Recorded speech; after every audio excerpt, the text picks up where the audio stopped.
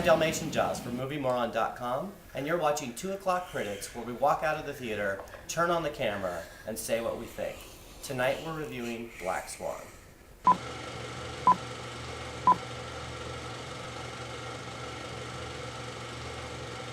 Black Swan, I don't have a lot to say about this film apart from that it's brilliant, it's terrifying. I'll never watch it again. I think that was the best existential horror film this side of David Cronenberg. Like it was amazing. Yeah. I think this is the first time I would say this about an Aronofsky film. I would watch that again and again and again. I was so afraid walking into it that would be like, oh, a plie, death, death, death, death, death. But the dancing was everything. There was a couple of little cop-out moments with cheap scares that almost felt like, why did he do that? But everything else was so incredible. The least of which was Natalie Portman's performance. It's about beauty, and it hurts like hell, but that's part of the point. And I think Aronofsky, more than pretty much any other director that I know of, he gets that. Yeah. He gets that in order to be a good artist, it has to make you sweat. Afterwards, man, the layers peel off and you realize how many things he was doing. It does a million things, but it feels cohesive and simple when you watch it. And it's a masterwork. Opening scene where she's cracking her toes in the morning, and like the motif of nails throughout the entire film, and every tiny little detail, they hit it and hit it and hit it and hit it. There wasn't a single moment in there that didn't ring true to me as a dancer. It was fantastic.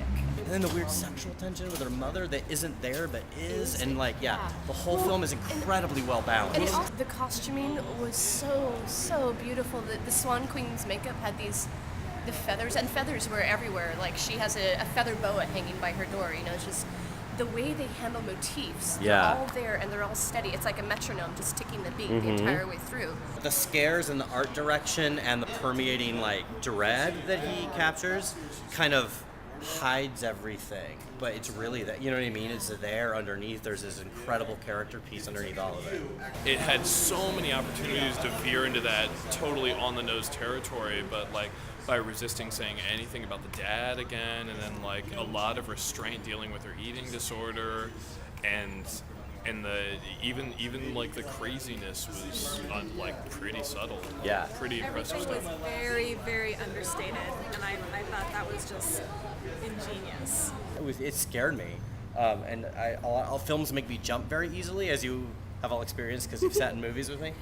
But they don't normally deeply disturb me. I can go home and still think about the images and stuff like that. Bottom line for me is that whenever I watch an Aronofsky movie, I feel like I need to go in very prepared for the most visceral stuff you're gonna see, because it's all about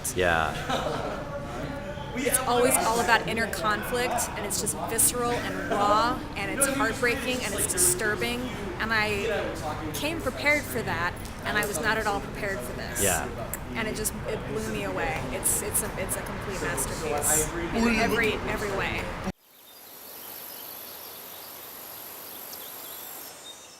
The main character from behind, Right? and the match cutting and all that. Yeah. Those are the writers right there. Yeah. You could ask them if they want to be on the internet. What did you think about this film? It sucked.